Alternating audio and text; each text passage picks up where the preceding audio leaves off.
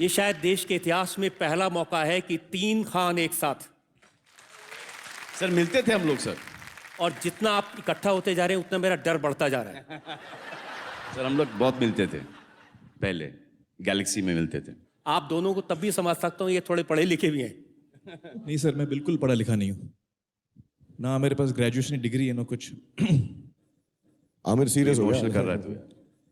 अच्छा, मैं सवाल पूछ रहा था, आप जो है जब भी हम तीनों जो हैं दूसरे एक्टर्स की भी बात करते हैं, हम कुछ भी कह देते हैं किसी के बारे में, कभी कभी सच मजाक में, अच्छाई में, बुराई में तो नहीं बोलते कभी। लेकिन आप जब भी हम तीनों से मिलते हैं तो आप सिर्फ हम तीनों के बारे में ही एक दूसरे से बात करते हैं। ये मैंने देखा है पूरे 21 साल के अंदर। अभी बोला बुराई में नहीं बोलते। हाँ क्यों? बुराई में नहीं बोलते तू बोला। हाँ, वो तेरे लिए बोला था, अपने लिए नहीं बोला था। तू तो कभी नहीं करता ना बुराई किसी की। मैं आप तीनों के बारे में एक बात कहना चाहता हूँ जनता को, सब लोग। आप तीनों के बारे में मीडिया में कुछ भी कहता हो, एक कंपटीशन है, एक दूसरे के बारे में कहते हैं, लेकिन इन तीनों ने कभी भी एक दूसरे के बारे में मुझे कोई इंफॉर्मेशन नहीं दी। इन तीनों ने कभी भी किसी के राज नहीं खोले, और इन तीनों ने प्राइवेटली हमेशा ये कहा कि हम दूसरे दोनों की बहुत इज्जत करते हैं। ये बहुत बड़ी बात है, शायद जनता के सामने ये बात आनी चाहिए। और सलमान ने तो मुझे ये भी कहा कि अगर कोई आकर मेरे सामने आमिर की या शाहरुख की बुराई करता है मुझे खुश करने के लिए तो गुस्सा आता है, उसके बाद क्या करते हैं वो मुझे मालूम नहीं है। ओके, वेरी लास्ट क्वेश्चन आपसे, कि जब आप लोगों की पोल खोलते हैं तो कभी ऐसा हुआ है कि किसी ने आपको फोन करके बोला कि तू कटघरे के, तू बाहर मिल मुझको स्टूडियो के, ये सब जो 5 सवाल पूछे तूने रजत, बाहर आके मिलियो मुझको? एक शख्स ने पूछा था, नाम बताएंगे उसका? उन्होंने हम कहा तीनों था, ठोक डालेंगे। हाँ, एक शख्स, मैं उनका नाम नहीं लेना चाहता, वो बड़े राजनीति में बड़े दिग्गज थे और उनकी क्रिमिनल बैकग्राउंड थी। जब उनको आपकी अदालत में मैंने बुलाकर उनसे सवाल पूछा उनके बेटे के बारे में, उनके क्रिमिनल रिकॉर्ड के बारे में, तो फिर फ़ोन आया था और उन्होंने कहा था कि हमें मालूम है कि तुम कौन सी गाड़ी में जाते हो और हमें ये भी मालूम है कि उस गाड़ी में बम कैसे लगाया जाता है। आपका जवाब क्या था उसमें? मेरा जवाब ये था कि आप धमकी उसको देना जो आपकी धमकी से डरे।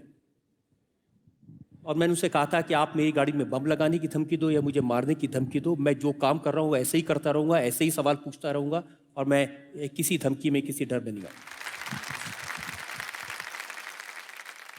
आप रजत साहब ऐसा झगड़ा वगड़ा मत किया करो, अच्छा नहीं लगता। ऐसा ना गुस्सा हो रहे हो आप, गाड़ी बदल लेते हैं, दूसरी गाड़ी में चले जाते, इतना क्यों किया? Would you like to wish him on 21 years? रजत जी बहुत बहुत मुबारकबाद आपको, आपने 21 साल तक अब हमें। मैं कटघरे से बाहर आ जाऊँ? हाँ, आ जाइए सर। आपने 21 साल से हमें और देश की जनता को एंटरटेन किया, उसके लिए बहुत बहुत शुक्रिया और शुभकामनाएं। आप ऐसे ही आगे हमें एंटरटेन करते रहें और अपने मुस्कुराते चेहरे से हमें मुश्किल सवाल पूछते रहें। Wish you all the best, sir. इन तीनों के लिए मैं 1-2 लाइनें कहना चाहता हूँ, इनका रिश्ता क्या है मेरे साथ। मैं इन तीनों से कहना चाहता हूँ कि आओ आपस में करें तूर की बिजली तकसीम। आसमान में जो बिजली चमकती है उसको हम आपस में बांट लें। आओ आपस में करें तूर की बिजली तकसीम, रोशनी तुम में रहे और तड़प हम में रहे। रोशनी तुम में रहे और तड़प मुझ में रहे। सर जाने से पहले हम आपको कुछ देना चाहते हैं, प्लीज सर स्वीकार कर लीजिए हम तीनों की तरफ हमारी से। तरफ से हमारे प्यार का एक तोहफा है जो हम अलग अलग आपको देना पसंद करेंगे।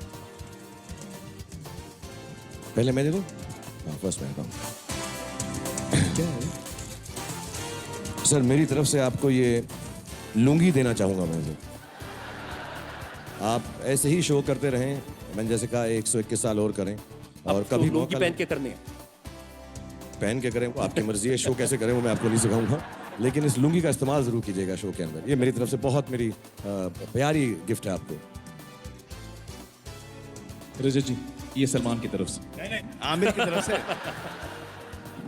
और ये टॉवल सर मेरी तरफ से आपको सर ले लीजिए, क्योंकि अगले साल ये ट्रांजिस्टर आईपॉड में बनेगा, ये रुमाल हो जाएगा और ये सर लंगोट। हमारा नेक्स्ट वेंचर ये है सर।